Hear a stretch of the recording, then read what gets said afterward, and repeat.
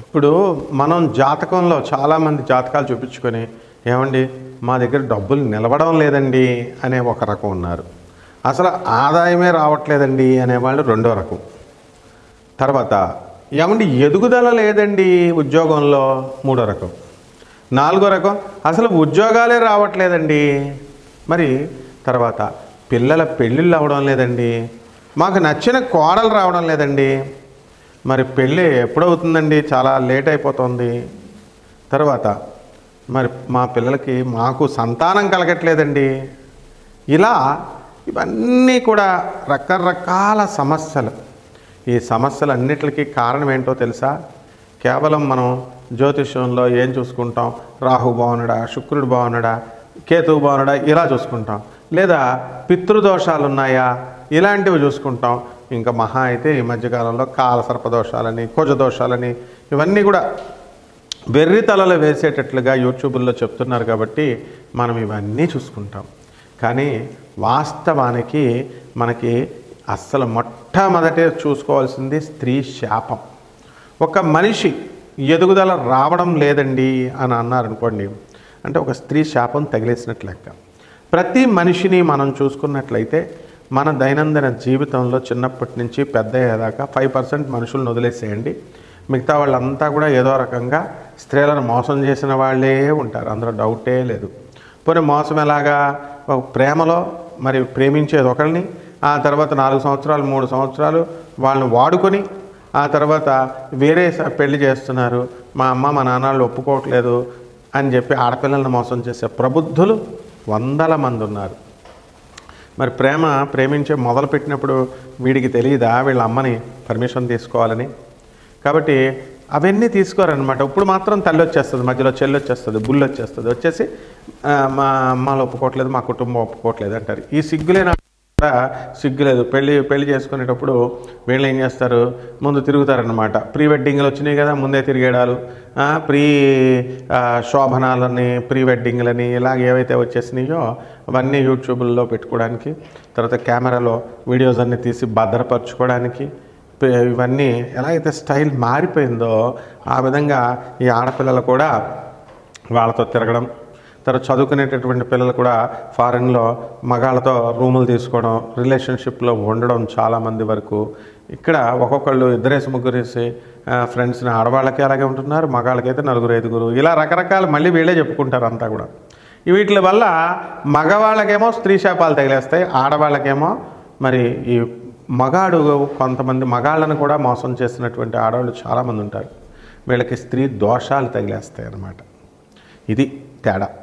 కాబట్టి మనకి ఏంటి, ఒక అమ్మాయి ఉందండి, ఆ అమ్మాయి ఒక అబ్బాయిని ప్రేమించిన తర్వాత యూనివర్సిటీలో పిలిచింది, ప్రేమించింది, అంతా అయిపోయింది. కానీ పెళ్లి చేసుకుందాం అనే టైంకి ఏం చేసింది, వాడు నన్ను ఏం పోషిస్తాడు, అందుకని నల్లగా ఉన్నా సరే నేను సాఫ్ట్వేర్ ఇంజనీర్ కాబట్టి వాడిని చేసేసుకున్నాను అని అన్నది.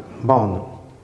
మరి వాడేమైపోతాడు, వాడు వదలదు కదా, ఫోన్లు చేస్తుంటే ఫోన్లు బ్లాక్ లిస్ట్లో పెట్టడం, అదే సిమ్మే మార్చేసుకుంటుంది. ఈ రకంగా వాడు ఉసురు తగలదా? మరి తగులుతుంది, తప్పకుండా తగులుతుంది.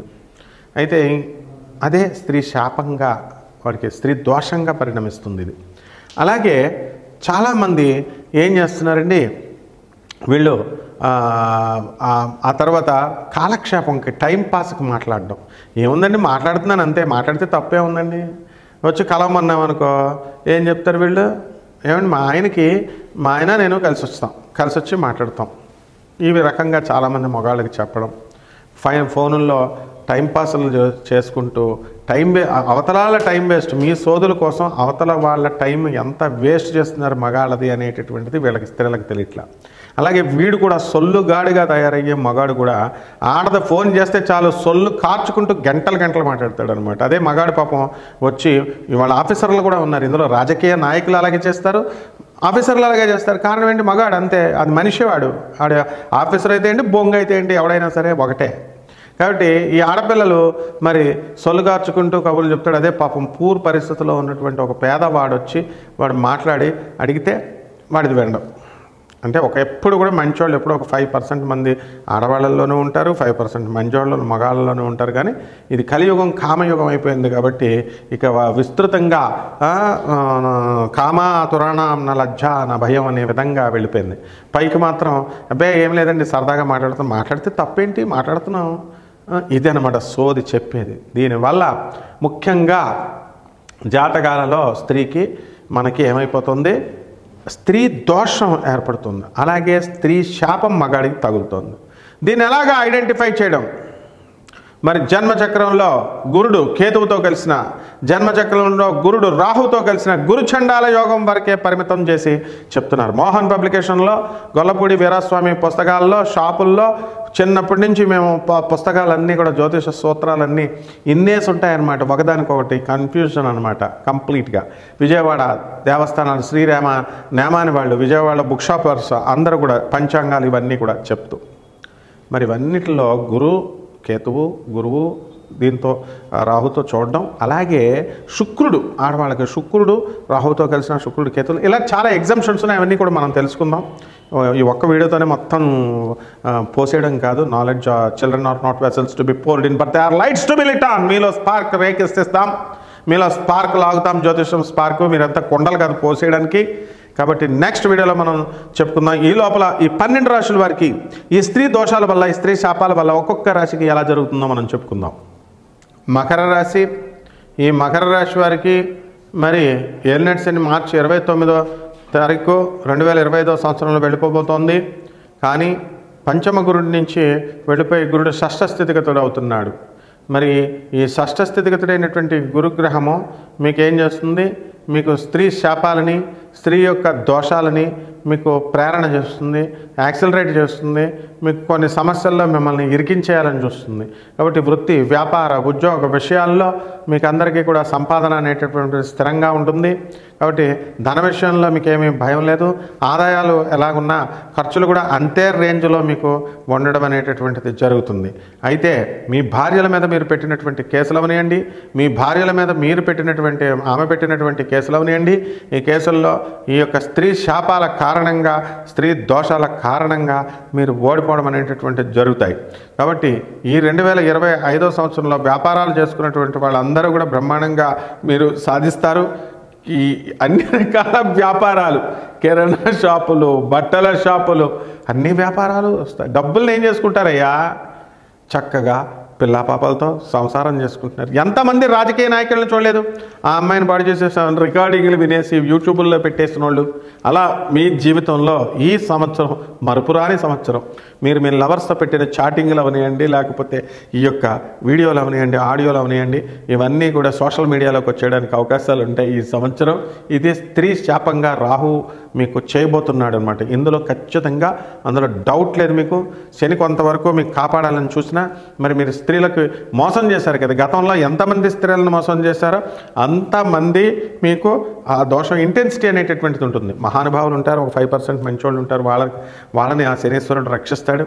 కానీ ఇదైనప్పటికీ కూడా ఈ మకర రాశి విద్యార్థులు వీళ్ళ స్టూడెంట్సే కదా అని చూస్తాం. బస్సుల్లో చూడండి, వాళ్ళు ఇష్టం వచ్చినట్టు పక్కన కూర్చొని మాట్లాడుతుంటే చెయ్యేసుకొని మాట్లాడుతుంటాడు, టఫ్గా మాట్లాడుతుంటాడు, పార్కుల్లో కూర్చుంటాడు. ఆ రోడ్డు మీద వెళ్ళి వాళ్ళని ఎందుకురా మీరు ఇలా చేస్తున్నారు అని అడగని ప్రతి వాడికి స్త్రీ శాపం తగులుతుంది, స్త్రీ దోషం తగులుతుంది. That is called as lovers దోషం. పోలీసు వాళ్ళదేనా బాధ్యత మీ లేదా?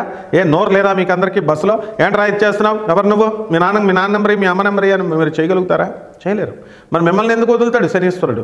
ఖచ్చితంగా ఈ స్త్రీ శాపం మిమ్మల్ని కబళించబోతుంది ఈ 2025వ సంవత్సరంలో. మిగతా అన్ని వదిలేసేయండి, డబ్బులను ఎవడో కేర్ చేయడం, డబ్బులు వస్తాయి, ఇవి వస్తాయి, ఇల్లులు కొంటారు, స్థలాలు కొంటారు. కానీ మొత్తం మీద మీ భార్య ఆదిశక్తి అయి ఖచ్చితంగా మీ మీద పెట్టినటువంటి కేసులన్నీ కూడా ఆనరబుల్ జడ్జెస్ న్యాయానికి మరో పేరుగా మీకు తీర్పులు ఇవ్వడం జరుగుతుంది. ఆ తర్వాత తెలుస్తుంది మీకు అందరికీ కూడా. పరిహారాలు చెప్పాలి కదా, మరి తప్పులు చేసినా కూడా ఆ పరిహారాలకు ఏంటంటే ఏలినాటి శని జరుగుతుంది కాబట్టి శని జపం చేయండి, శని స్తోత్రాలు చదవండి, శనికి కిలోంపావు నల్ల నువ్వులు నల్లని వస్త్రాన్ని పేద బ్రాహ్మణులకి శనివారం నాడు ఉదయం 8 గంటలకు దానం చేసుకోండి. అదేవిధంగా దశమహావిద్యల్లో ఒకటైనటువంటి మహాకాళి అమ్మవారి యొక్క హోమాన్ని మీ ఇళ్లలో జరిపించుకోండి. రావి చెట్టుకు బ్రహ్మాండం ముందు నీళ్లు పోయండి. నీళ్లు పోయండి ముందు. మీ తొక్కలా ప్రదక్షిణలు ఎవరికి కావాలి మీకు? ఆ చెప్పే జ్యోతిష్కులు చెప్పరు నీళ్లు పోయమని చెప్పి. చెట్లకు నీళ్లు పోయకుండా ప్రదక్షిణలు చేస్తారా మీరు? పోయమంటే ఒక స్పూన్ నీళ్ళు పోస్తారా, చిన్న చిన్న కలసం చిన్నది పట్టుకెళ్ళి పోస్తారా? మీకు ఎలా పోస్తే సరిపోద్ది, ఎంత ఒక అన్నం మెతుకు పెడితే నిండుద్దా? అలా ఇంతవరకు మర్రి చెట్టుకి కానీ అదే రావి చెట్టుకి కానీ మీరు నీళ్లు పోయినటువంటి వాళ్ళందరికీ కూడా ఫుడ్కి కటకట్లాడతారనమాట. ఇది కూడా స్త్రీ శాపమే అనమాట. అవన్నీ చూద్దాం ఈ సంవత్సరం 2025 సంవత్సరంలో చూద్దాం. మీరంతా మీకు ఏం మాత్రం డౌట్స్ ఉన్నా నాకు ఫోన్ చేయండి. My phone number is available 24/7 non commercial. ఎవరైతే వాళ్ళు కమాన్ నాకు చేయండి, నేను ఆన్సర్లు చెప్తాను. శాస్త్రోక్తంగా ఈ యొక్క రిజల్ట్స్ అనేటటువంటి చెప్తున్నాను నేను. శుభమస్తు.